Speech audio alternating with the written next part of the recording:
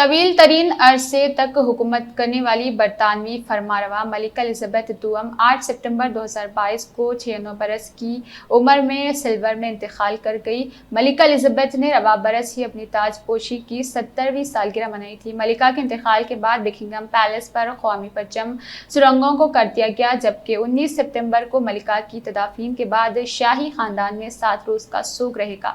ملکہ Elizabeth دوم کا پورا نام الزبیتھ الیگزینڈر رامیری ونڈسر تھا۔ وہ 21 اپریل 1926 کو لندن میں پیدا ہوئی۔ ان کی پیدائش کے وقت دنیا کی 1/4 آبادی پر برطانیہ کی حکومت تھی۔ سلطنت برطانیہ کی وسعت کے بارے میں گزشتہ صدی کے وسط تک یہ کہا جاتا تھا کہ اس سلطنت میں کبھی سورج غروب نہیں ہوتا۔ جب ملکہ الزبیتھ دوم تخت نشین ہوئی تو دنیا کے کئی خطوں میں تاج برطانیہ کے اقتدار کا سورج غروب ہو چکا تھا۔ اس کے باوجود وہ رسمی طور پر برطانیہ، آسٹریلیا، کینیڈا اور نیوزی لینڈ سمیت کئی ممالک کے سربراہ راست تھی۔ اپنے 70 سالہ دور حکومت میں مجموعی طور پر وہ 32 ممالک کی ملکہ رہی، جبکہ اپنی وفات کے وقت وہ 15 ممالک کی سربراہ ریاست تھی۔ الزبیتھ دوم کے والد جارج ششم سے پہلے ان کے بڑے بھائی ایڈورڈ ہشتم برطانیہ کے بادشاہ تھے، جو 20 جنوری سے 11 دسمبر 1936 تک اس منصب پر جمع رہے۔ ایڈورڈ ایک طلاق یافتہ امریکی خاتون ویلس وارفیلڈ سمپسن کی محبت میں گرفتار تھے اور ان سے شادی کرنا چاہتے تھے۔ برطانیہ میں بادشاہ یا ملکہ چرچ آف انگلینڈ کا سربراہ بھی ہوتا ہے۔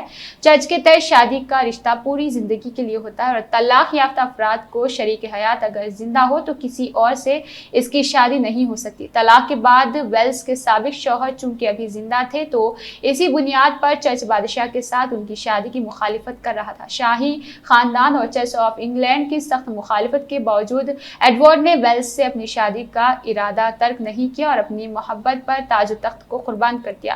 ایڈورڈ کے اس فیصلے کے نتیجے میں ان کے چھوٹے بھائی الزبیتھ دوم کے والد جارج ششم کو برطانیہ کی بادشاہت ملی۔ یہ وہی بادشاہ جارج ہے جنہیں ہکلاہٹ کی شکایت تھی اور اس پر قابو پانے کے لیے ان کے مستقبل مزاجی کی کئی کوششوں کو 2010 میں ریلیز ہونے والی فلم کنگز اسپیچ کیا گیا تھا۔ جارج ششم کی موت کے بعد 1954 میں صرف 25 برس کی عمر میں الزبیتھ ملکہ بنی۔ وقت گزرنے کے ساتھ ساتھ اگرچہ اس معاملے پر چرچ کے موقف میں نرمی آئی اور 2018 میں شہزادہ ہیری کی طلاق یافتہ امریکی اداکارہ میگن مرکل سے شادی پر چرچ آف انگلینڈ متعارض نہیں ہوا۔ برطانوی مورخ اور سوانح نگار رابرٹ لیسی کے مطابق ملکہ الزبیتھ دوم کے دادا بادشاہ جارج پنجم اپنی عزیز پوتی للیبٹ کو پیار سے بلایا کرتے تھے اور 1929 میں یہ پیش گوئی کر دی گئی تھی کہ الزبیتھ برطانیہ پر حکمرانی کرے گی اور ان کا بڑا بیٹا ایک دن بادشاہت چھوڑ دے گا۔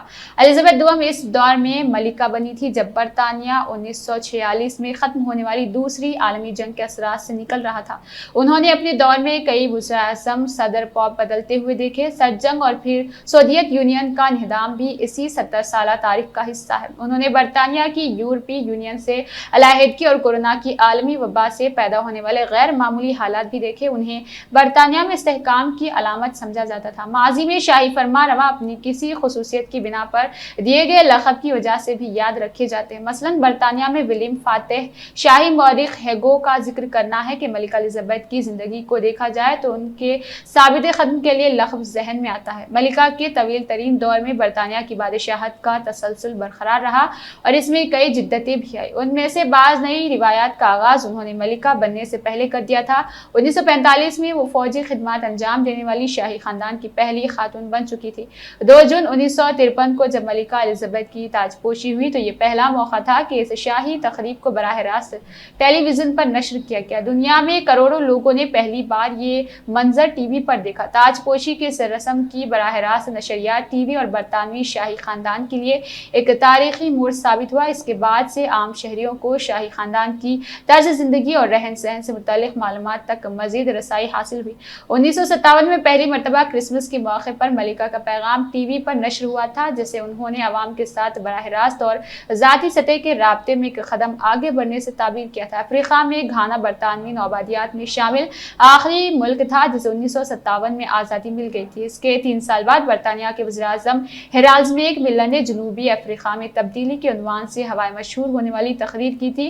اس تقریر میں انہوں نے کہا تھا کہ ہمیں پسند کرے یا نہ کرے، بڑھتا ہوا قومی شعور ایک سیاسی حقیقت بن چکا ہے۔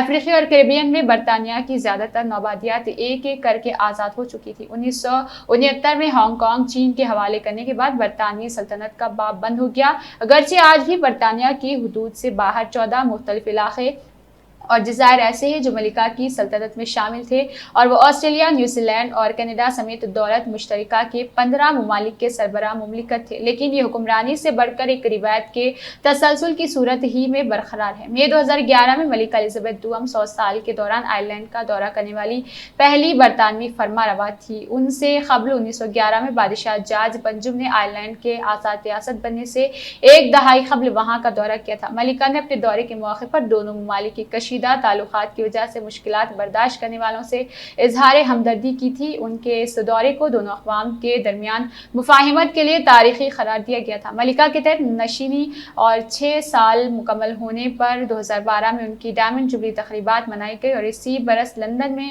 موسم سرما کے اولمپکس کا انعقاد بھی ہوا تھا۔ ملکہ کے ڈائمنڈ جوبلی تقریبات سے ایک برس قبل ان کے پوتے شہزادہ ولیم اور کیٹ میڈلٹن کی شادی کی وجہ سے عوام کو خوشگوار پیغام ملا تھا۔ ملکہ کے پوتے شہزادہ ہیری اور ان کی اہلیہ میگن امریکہ منتقل ہو گئے اور اپنے انٹرویو میں شاہی خاندان پرنسپل پر ستانہ رویے کا الزام عائد کیا۔ ہیری اور میگن 2020 میں شاہی ذمہ داریوں سے علیحدگی اختیار کر چکے ہیں۔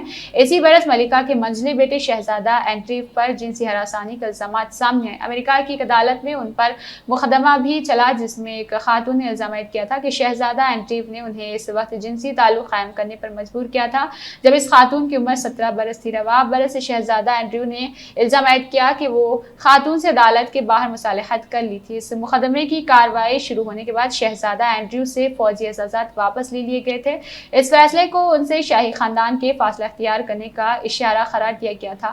ملکہ برطانیہ کی زندگی کے آخری برسوں میں ان کے رفیق حیات بھی ان سے جدا ہو گئے۔ 9 اپریل 2021 کو ملکہ برطانیہ کے شوہر پرنس فلپ کے انتقال کے ساتھ 77 سال کا یہ ساتھ ختم ہوا۔